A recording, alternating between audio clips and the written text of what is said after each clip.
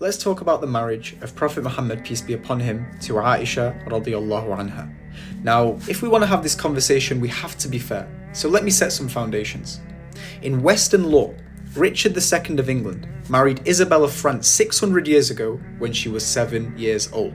And whenever historians talk about this marriage, it's always about how amazing it was and how it brought peace between England and France. No mention of age, and the Prophet's marriage was more than double 600 years ago.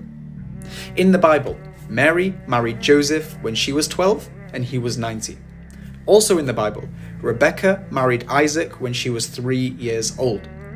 In Jewish law, according to Jacob Neusner's book, A History of Mishnaic Law of Purities, women are ready for marriage at 3 years and 1 day old.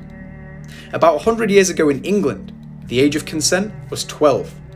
Today in Japan, it's 13. Today in parts of Mexico, it's 12. You see, now that I've laid the foundations from both a secular perspective and a religious perspective, we can now be fair. So what does Islam say when it comes to the age of consent? Well, there's two conditions: mental and physical maturity. There is no number in Islam.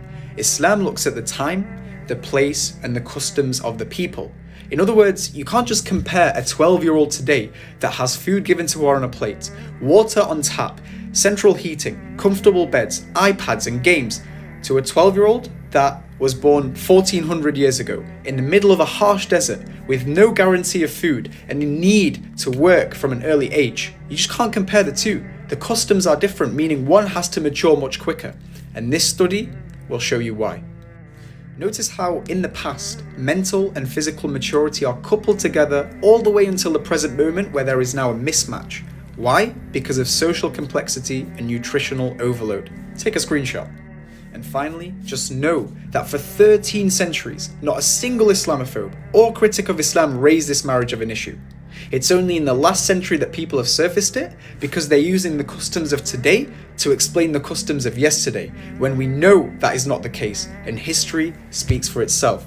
So before you insult my prophet, be just and be fair.